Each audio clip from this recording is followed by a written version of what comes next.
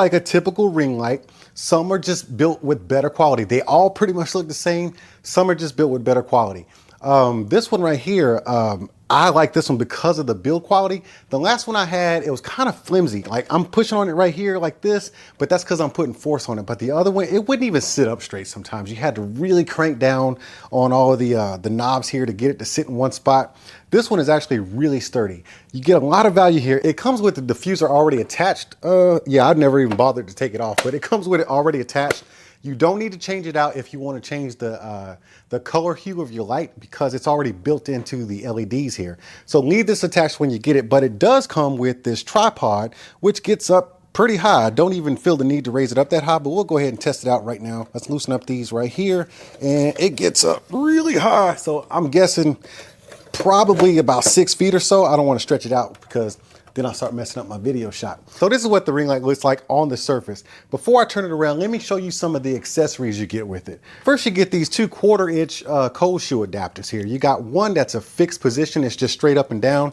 It slides into the back of here just like that. And then you can mount your camera or your phone on top of here. And I'll get to that phone part in just a minute. Or you have a ball head mount right here. This is a cold shoe ball head mount, and you can mount it the same way, but now you have different positions in which you can adjust the ball head to.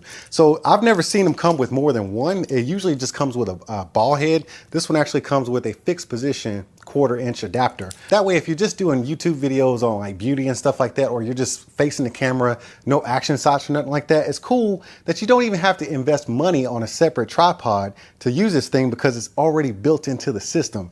That's a win right there. That's actually saving you a minimum of about $40 to $60 on a budget tripod. So that's cool that it comes with 2 of these, depending on what your needs are. It also comes with this cell phone mount. Now I have a Galaxy Note 8 and it fits nice and snug in there just fine. And it also swivels actually it swivels 360 degrees. So you can fit your phone in there via landscape or in portrait mode, whichever kind of mode you're shooting in. Now, if you want to be a YouTuber, let me tell you right now, if you're shooting YouTube videos and you're shooting in portrait, you need to pack up your little bags and stop shooting because portrait is stupid. Don't do that. Anyways, it comes with this, and that's a huge win because once you, let me take this fixed mount right here. Once you screw this fixed cold shoe adapter on here, let me just screw it in loosely, and then I will put it right in the top of here. So now once you've got it fixed to the light, it's actually there and you can see yourself in the camera while it's recording you. So that's cool that that's all built in just like that. I'll go ahead and leave that right there as I talk about the next accessory. I'm not sure what I would use this Velcro strap for, but I'm sure it'll come in handy for something else. But it also comes with a carrying bag. So if you're going out on location or something, or you just need to store your stuff in a nice, neat place, it comes with a carrying bag. And that's a lot of value for something like this because this could easily get broken if somebody tripped over it or if you had to leave it out. Most people doing YouTube videos don't have a dedicated studio or spot where they can just leave all their gear up. So to be able to just fold this thing up real easy, put it in the bag is a huge bonus. Let me put that over there. Now let's turn this bad boy around because that's where it gets interesting. So as I turn it around, what you'll see here is an LED screen. So let me just go ahead and turn it on with the on switch. And right here, you have this nice bluish LED screen and it's got different hues. Can you see that back there? Okay, so let me just turn it around real quick. Oh my God, that's so bright.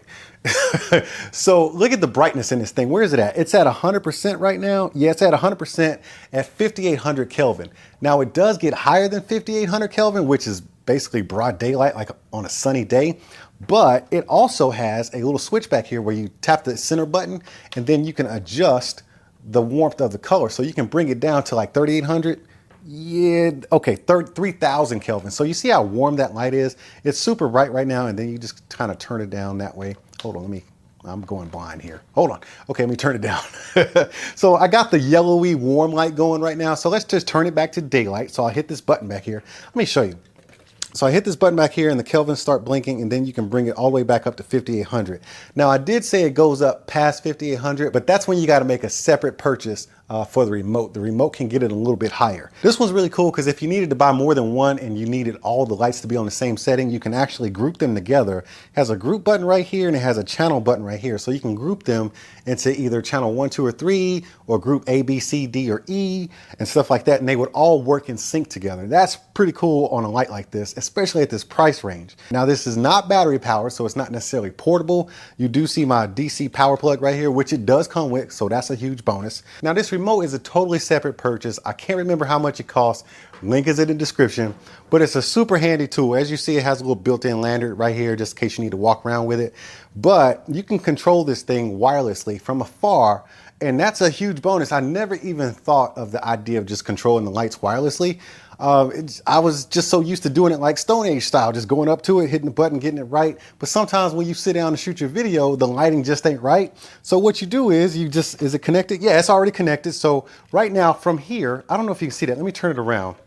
That is so cool. So from here, it's got a dial on it and you can just dial it up or dial it down. And like I said, it does go above 5,800 Kelvin. So right now I'm going to take it up to 8,000 Kelvin. Good Lord, that is bright. Let me bring it back down to 5,800.